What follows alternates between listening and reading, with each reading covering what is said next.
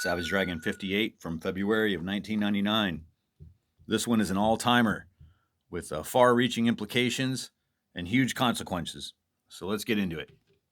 First, the credits. Erik Larsen, artist and writer, Chris Eliopoulos, letterer, and Josh Eckhorn, fart knocker.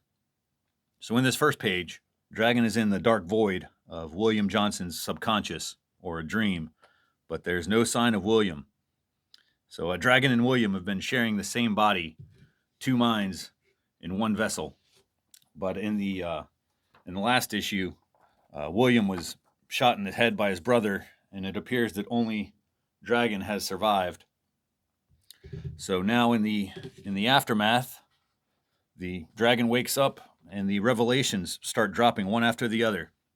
First, everyone finds out that Dragon's secret identity is William Johnson, that they're sharing the same body. And so now Rita thinks that her fiancé is dead. And she reveals that she is also pregnant. And it's possible that it's Dragon's kid. So we'll find out more about that later. Then Jennifer reveals that Cadaver, the villain responsible for Dragon's death in issue 50, well, he's back from the dead. And then when Dragon goes to investigate the graveyard with Jennifer, these two confess their love for each other. And Dragon is very happy about that because, of course, we know that he's had feelings for her now for a while. And now he's determined to finish this story so he can start having sex with his hot new girlfriend. Quickly taking a break from the main story, there's the trial of Killcat. So the SOS is interrogating Killcat to find out what caused Godworld to explode. And everyone believes Killcat is responsible.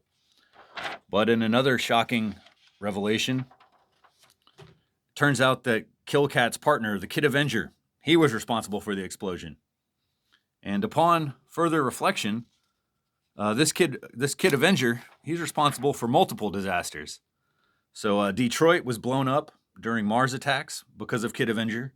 He also screwed up on a mission to Darkworld, which was a total failure.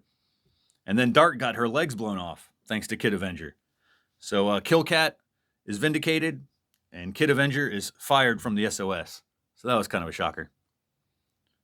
So back in the graveyard, it's nighttime, and there's this beautiful kind of starry sky. And Dragon is contemplating all these revelations when his old partner, Officer Alex Wilde, shows up. And they have a discussion about their relationship status, which was pretty hot and heavy before Dragon was killed. But obviously things have changed. Then rudely interrupting their chat is Cadaver. This bastard has stolen Dragon's arms and a bunch of other body parts, like Dark Lord's legs, and he's going to use them to kick Dragon's ass. So one production note here.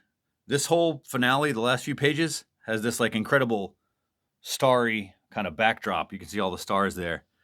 And I thought that was done, which is pretty impressive. I thought it was done with like whiteout. But Larsen explains in the letters page that he actually draws the stars with like black ink spatter and kind of doodles in black ink. And then the colorist, Ruben Rude, he reverses the image, reverses the color like a negative so that the black dots appear white. And then he adds this kind of twilight gradient to the sky for a cool effect. So I thought that was kind of interesting. Anyway, back to the fight. Cadaver versus Dragon. Even though Cadaver had the element of surprise, Dragon is holding his own. Even punches off Cadaver's head, which is just like held on by these threads and reattaches itself. So Chris Eliopoulos' Desperate Times comic has been canceled after 4 issues. But we still get this great centerfold pin-up here, which was actually used as an advertisement last issue for issue 5. So what can I say, man? It's the 90s comics. It was the breast of times. It was the horniest of times. We also got Dragonbert and Brainbert. This was a fan submission last issue, just a fan submission in Fanatics here. Now it gets a dedicated feature spot in the comic. All right, but back to the action. Dragon starts to get fucked up. Cadaver just punches a hole in his body. And then his old arm, Dragon's old arm, gets stuck in his body. So he's in bad shape. And Cadaver tries to finish what he started back in issue 50. He's going to kill Dragon once and for all, separating his atoms into dust. And it looks like Alex might save the day and crush this motherfucker's head with a rock. But then, Fonte, that's right, Fonte makes a surprise appearance and puts an end to Cadaver. So who the hell is this guy Fonte? Well, you can't talk about Fonte without also talking about Cadaver. These guys are linked together in their history, Cadaver and Fonte. Though first, I hate saying Fonte, so I'm going to call him the Fonz, because Fonte kind of sounds like Fonzie, and Fonzie is also a bronze god. So anyway, the Fonz, he's an ancient god, and these guys have been, his mortal enemy is Cadaver, and these guys have been fighting each other for millennia. And then the Fonz, he created Mighty Man, his champion on Earth, to fight Cadaver. And then Cadaver created the Wicked Worm to fight Mighty Man.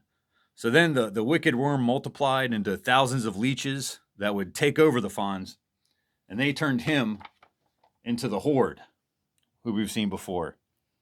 And these guys have been causing trouble going all the way back to the first issue of this book. All these characters that have been possessed and gone crazy, including the dragon, they were all pawns in this cosmic battle for good and evil between the Fonz and Cadaver. And now the Fonz is free of his spell, and he blasts the hell out of Cadaver, who it turns out is like just a sentient piece of string, like a piece of evil twine that stitches together body parts to reanimate them. It's a cool concept, but he's dead now, maybe. So basically, the Fonz explains all this to Dragon while he separates William Johnson from the dragon and kind of returning both men to their original forms. So, hallelujah, both of them are alive. And then the Fonz says that we will never see him again, which is true, sort of. I've got some pedants in the comments, so I did my homework this time. And it turns out that the Fonz does make some more appearances, but they're all in backup features. So he shows up in issue 100. The Fonz shows up here in a backup feature that has like an alternate timeline where the dragon is possessed, but he ends up freeing the Fonz here. But anyway, it's an alternate reality there. So that's issue 100 that he shows up in. Then he shows up again in issue 109 and 118. These little backup stories are kind of a little Mighty Man backup feature that have the Fonte in there. And then he also shows up